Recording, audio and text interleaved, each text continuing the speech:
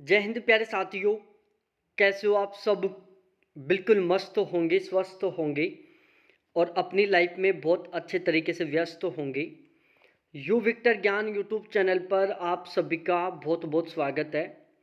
आज के इस वीडियो में मैं बहुत ही डिटेल से डिस्कस करने वाला हूं कि यदि आप इंडियन कोस्ट गार्ड में असिस्टेंट कमांडेंट बन जाते हैं तो आपको पहले महीने में कितनी सैलरी मिलेगी। बहुत ही महत्वपूर्ण वीडियो होने वाला है और आपको बहुत ज़्यादा मोटिवेट करने वाला है ये।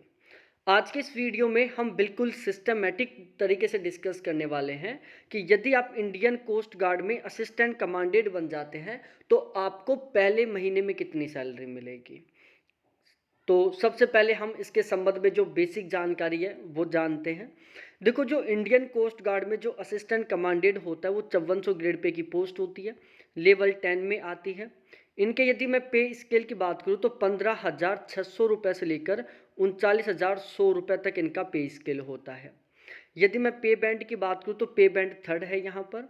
और यदि हम बेसिक पे के बारे में डिस्कस करें तो 56,100 रुपये से लेकर 1,77,500 रुपये के बीच में क्या होता है, इनका बेसिक पे होता है। ये बिल्कुल बेसिक जानकारी थी किसके बारे में, असिस्टेंट कमांडेंट के बारे में। अब हम एक एक करके डिस्कस करते हैं कि इनकी पहले महीने की सैलरी किस तरीके से तैयार होती है, इनको कौन कौन से अलाउंस मिलते हैं, इन सभी के बारे में। जैसे आप असिस्टेंट कमांडेंट बनेंगे इंडियन कोस्ट गार्ड में तो आपका जो पहले महीने का बेसिक पे है वो आपको मिलने वाला है 56,100 रुपये। ये आपके पहले महीने का बेसिक पे है। इसके अलावा यदि हम बात करें डीए के बारे में, देखो अब तक जो डीए था जिसको हम डीएनएस अलाउंस बोलते हैं वो 50% था, लेकिन गवर्नमेंट ने अब इसको बढ़ाकर 53% कर दिया है। तो अब आपको जो डीए वो 53% के अकॉर्डिंग मिलने वाला है। यदि मैं 56,100 का 53% निकालता हूँ तो 29,733 रुपये आपका डीए बनता है, डीएनएस अलाउंस बनता है, मतलब महंगाई भत्ता।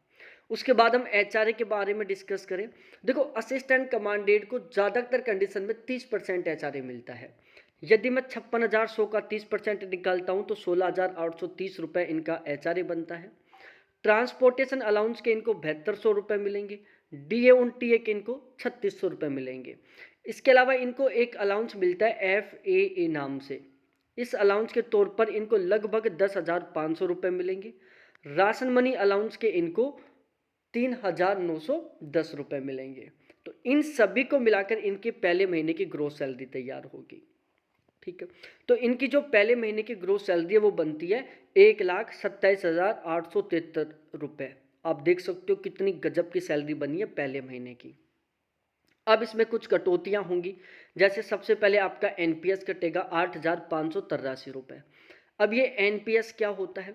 जिस दिन आपकी ज्वाइनिंग होगी गवर्नमेंट के द्वारा उसी दिन आपका एक एनपीएस अकाउंट खोला जाएगा। आपके बेसिक पे और आपके डीए दोनों का 10% अमाउंट आपकी ग्रोस सैलरी में से काटकर आपके इस एनपीएस अकाउंट में ट्रांसफ़र कर दिया जाएगा। प्लस में आपके बेसिक पे और डीए दोनों का 14% जितना अमाउंट गवर्नमेंट अपनी खुद की तरफ से आपके इस एनपीएस अकाउंट में ट्रांसफ़र करेगी। तो ओवरऑल हर महीने आपके एनपीएस अकाउंट में कितना अमाउंट आएगा? टोटल 24% आएगा। 14% जो आपका कटा था, 10% जो गवर्नमेंट ने आपको ट्रांसफ़र किया था। अब इसके ऊपर आपको 10% के अकॉर्डिंग इंटरेस्ट रेट मिलेगी और जब आप रिटायरमेंट लेकर आओगे ना तो विद इंटरेस्ट के साथ ये सारा अमाउंट आपको एक साथ मिल जाएगा। ठीक है, और इसके अलावा यदि हम बात करें CGE GIS के, इसके आपको 200 रुपये कटेंगे। इनकम टैक्स के लगभग 8500 रुपये कटेंगे क्योंकि 1,27,000 रुपये आपकी पहले महीने की ग्रोस सैलरी बन रही है। टोटल यदि हम कटौती की बात करें तो 17,283 रुपये का आपका टोटल डिडक्शन होने वाला है। अब हम यहाँ पर डिस्कस करते हैं नेट सैलरी के बारे में जो कि पहले महीने आपके अकाउंट में ट्रांसफ़र होने वाली है। यदि आप इंडियन कोस्ट गार्ड में असिस्टेंट कमांडेंट बनते हैं तो आपके पहले महीने की जो नेट सैलरी है वो बनने वाली है 1,10,590 रुपये कट पिट कर, जो कि एक बहुत गजब की सैलरी है।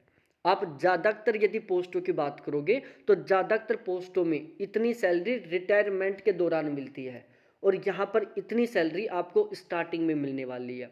इसके अलावा आपको गवर्नमेंट गाड़ी मिलेगी, ड्राइवर मिलेगा, हो सकता है कि आपको एक बहुत अच्छा रहने के लिए बंगलो मिल जाए। यदि आपको रहने के लिए बंगलो मिलेगा, क्वार्टर मिलेगा, तो उस स्थिति में आपको HRA नहीं मिलेगा।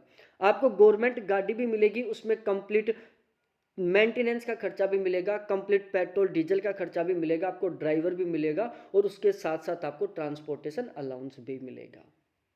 तो ओवरऑल बहुत गजब की पोस्ट है, बहुत शानदार वाली रेपुटेशन है, बहुत गजब की इज्जत है और आप एक बहुत ही गजब की पोस्ट के साथ रिटायरमेंट लेकर आओगे, क्योंकि यहाँ पर बहुत ही शानदार तरीके से आपका प्रमोशन होने वाला है। ठीक है, तो सब कुछ आपको बिल्कुल अच्छे तरीके से समझ में आ गया होगा। अब हम बात करते हैं कि आपकी सैलरी किस तरीके से बढ़ेगी। और अभी तक आपने इस वीडियो को लाइक नहीं किया तो प्लीज़ वीडियो को लाइक करो, अपने सभी दोस्तों के साथ शेयर करो और चैनल को ज़रूर सब्सक्राइब करो। देखो, आपकी सैलरी में दो तरीके से इंक्रीजमेंट होगा। एक तो आपका जो बेसिक पे वो हर साल 3% बढ़ेगा। दूसरा आपका जो डी है वो साल में 2 बार बढ़ेगा, एक बार जनवरी में और दूसरा जून जुलाई में। कितना बढ़ेगा ये डिपेंड करता है गवर्नमेंट के ऊपर, लेकिन एवरेज मानकर चले तो 5 से 8% के बीच में आपका हर साल डीए बढ़ने वाला है। आपके दूसरे साल का बेसिक पे 3% बढ़कर हो जाएगा 57,783। तीसरे साल का आपका बेसिक पे 3% बढ़कर हो जाएगा 59,516। चौथी साल का आपका जो बेसिक पे है वो बढ़कर हो जाएगा 61,301 रुपये। इस तरीके से हर साल ये बेसिक पे 3% बढ़ता जाएगा। अभी 2026 में 8th पे कमीशन लग सकता है। यदि 8th पे कमीशन हो गया तो आपका जो बेसिक पे फिलहाल में जो 56,100 रुपये, ये लगभग 1 लाख रुपए के आसपास तक पहुंच सकता है।